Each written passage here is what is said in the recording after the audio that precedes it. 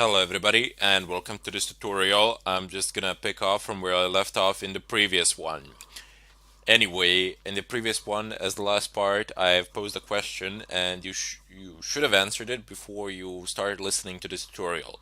In any case, as I said before, you have a type of proxy here and you always want to be using SOCKS 5. You don't want to be using HTTP because they're not really that safe, and SOCKS 5 doesn't support a lot of options.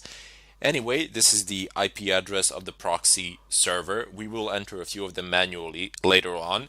And this here is the port number on which the proxy server is listening, the port that is open.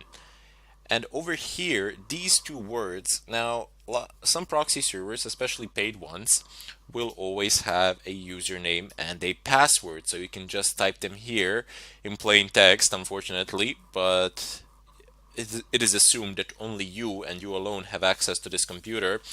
And besides, this file is not everybody can read this file anyway. So if you just type in the username here and password here, you will gain access to a certain proxy that you have chosen or that you have paid for. Anyway, these are just examples. We won't actually be using these proxies or anything of a kind. We need to go down below. And here is the end of the file. So if I just press enter a couple of times, there we go. So there is only one proxy active at the moment. It's SOCKS 4 and all traffic is being routed here. So our Tor, it says defaults set to Tor. Now Tor by default listens on this port and our connections will be going through Tor now. But just in case, I want to add SOCKS, and you should really do this, SOCKS 5. Press tab and type in exactly the same IP address. By the way, this 127.0.0.1, this is the loopback address of your computer. So this is for inter-device communication. And if you ping this address, it means you're pinging yourself basically. And usually people ping this address in order to make sure that the IP protocol is set up correctly, even though they don't have internet connectivity. So let's just type in 127.0.0.1, same port number, space here, no tabs, 9050. There we go. Press Control O to save a file, press enter. And by the way, you don't need to use Nano to edit this file. You can also use VI or some other text editor in order to edit it. I like using Nano, it's practical and it's fairly simple. It's a lot simpler than VI. I know how to use VI as well, but it's a bit more complicated, so I prefer to keep it out of tutorials. Anyway, do Control O to save, as I've done just a moment ago. Doesn't hurt. You can press it as many times as you like. It doesn't really matter. And then press Control X to exit. There we go. Now we have the file saved. Clear the screen. For you always want to make sure that you are working in a very neat environment, so to say. Then go ahead and type in service Tor status to see if Tor is running. Tor is not running, so it gives you an answer. And what we want is to start Tor up. So service Tor start. Press enter. There we go. Now the Tor service has started and it is up and running.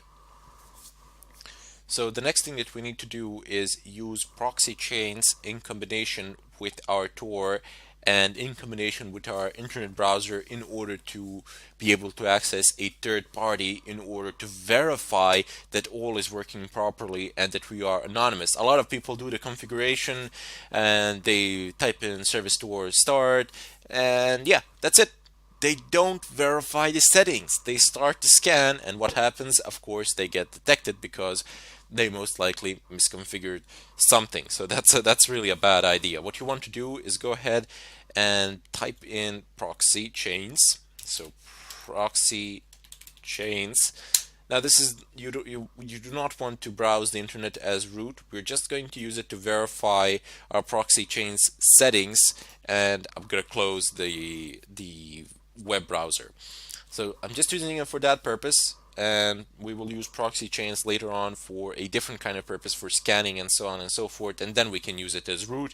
But for a browser, it's not a good idea for security reasons. Anyway, Proxychains, and then type in Firefox, or you can type in any favorite browser that you have. I think Firefox works the best with Proxychains, as that is the default browser of Kali Linux. Even though it says Iceweasel, it's Firefox. Trust me. So type in Proxychains, Firefox, and we can type in the website that we wish to visit. So let's just type in www.duckduckgo.com. Now, DuckDuckGo is one of those search engines that is also anonymizing you. So they do not record your IP addresses. This is a very nice feature that they have, and I definitely recommend using it, primarily because you have a far greater extent of anonymity than you do when using Google or an equivalent popular search engine, as they do record your traffic, they do record your IP addresses, and that can be problematic in itself, especially when you're doing some sort of footprinting. You do not want to be recorded anywhere. Anyway, let's just go ahead and press enter, and the web browser is loading. You can see that the loading time is definitely not the fastest. It's a bit slow, but it has loaded it up. Let's just go ahead back to our terminal and see. Excellent. So you see that the link has been established here. There are some problems, as it says denied somewhere, but that's okay. You're bound to encounter errors here, a ton load of them, especially when you're using custom chains. You will see there will be more error messages than there will be okay messages, such as this one. But believe it or not, the connection still manages to pass through somehow, and it still manages to function in spite of that. Anyway, let's just go back and open up our web browser once again. And you can use pretty much a lot of services out there to do this sort of thing. So just type in check for DNS leaks and press enter. Wow, this was fast. Okay, so DNS leak test. Excellent. Let's go ahead and click there and see what happens. Hello. This is my public IP address now, 217.13.197.5, and it says that I am from Germany. I assure you, I am not from Germany. If you want to verify all of this, you can open up a new terminal and type in service store stop, and then open up your regular web browser without the Proxychains command. Do the same test again, and you will see that you will get a completely different IP address, which will be your real IP address. So anyway, it says, hello, this is me from Germany. I'm gonna do a standard test. I'm not gonna do an extended test. Same thing pretty much. This one does more rounds, but you get the same information more or less. So it goes query 1, excellent. This is my DNS. This is my IP ISP provider. So look, this is what they have concluded in regards to my DNS. It's level 3 communications, and it says country United States. Makes no sense of whatsoever. So I am anonymous now. I can't be detected, which is a very good thing to have indeed. Now this IP address will change from time to time. Let's just go ahead. Okay, if you remember 217.13, let me just copy it, and I'm gonna go ahead and show you that it actually does change. So accessories, I'm pretty sure I have a text editor here. Excellent. So I'm just gonna paste this IP address, and now what I'm going to do is go ahead and close this browser, and don't need this. So service store stop. It's stopping it. Service store start. It's starting it. So you don't need to write actually stop start. You can also do service store restart, and it's gonna do the whole process for you, so you can save a little bit of time there. And let's just repeat everything and go ahead, and I'm just gonna go ahead and type in Proxychains Firefox, and I will request the same search engine as well.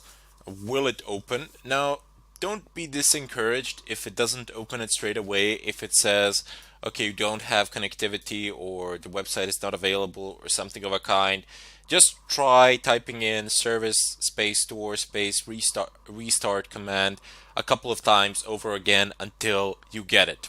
Because sometimes certain IP addresses are blocked and you need to be assigned the one that is not. So just don't immediately jump to a conclusion. Oh, it's broken. Oh, what am I gonna do? It's gonna take forever to fix this. How am I gonna do this? No, just try resetting it a couple of times and you will resolve the problem, primarily because a different IP address will be assigned to you. So anyway, let's just go ahead and type in again, check for DNS leaks, press enter, and here we go. I'm just going to use the same website. It's DNS leak or whatever. DNS leak test, that's the name of it. Excellent. So you see now, I don't even need to compare the IP. Obviously, it's different. So this one is 217.13. This one is 91.109. So completely different IP address here. And from a completely different place. Now it says that I am from United Kingdom, apparently somewhere in London. So let's just go ahead and issue a standard test to see what sort of resolutions will I get here. This might take a while. Usually, that's why I'm doing the standard test, because it's a lot faster. But you see, the last one was rather fast. This one is a bit slower. Depends on the distance. I suppose I'm a bit closer to Germany than I am to the United Kingdom. I don't know. I suppose this depends on the speed of the servers as well. Anyway, you can see my DNS resolutions here. It's level 3 communications. Again, I have stated nothing from United States. Uh, yeah, I am completely anonymous with this, not likely to be detected by pretty much anything.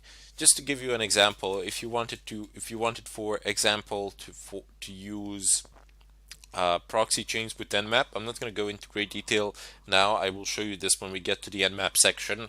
But before we do, you can see some verbose output here, how this is actually functioning. So there are certain domains which are being contacted. You can see pretty much everything that is going on here. No problems. Not a bad idea to sometimes go through this sort of information, especially if you do not have connectivity or you wish to understand better exactly where is your traffic going, where it is ending up, and how is it spinning around. Anyway, let's just go ahead and clear the screen and use, let's say, Proxychains Nmap. And this is all that you would need to do in order to route all of Nmap's traffic through Proxychains. This is pretty much true of any application. Just invoke the application as you would. So normal Nmap invocation would be Nmap and then some IP address here and then a port number here and some arguments as well to go along with it. But instead of just typing it like that, you can use Proxychains and hide yourself. Also, you just type in, how would you invoke a browser on a regular basis? You would type in Firefox, press enter, and that would of course open up a Firefox browser. So any application that you can start through your terminal, and you can start all of them through your terminal, just type in Proxychains in front of it, and all the network information generated by that application will be routed through the Proxychains. Now, will it use a preset of proxies or will it use Tor? That is up to you how you have configured it. And there will be a part 3 to this. I will show you how can you import custom chains of proxies and how you can use those proxies to access things on the net or to hide your activity behind them. In any case, I bid you farewell and I thank you for watching.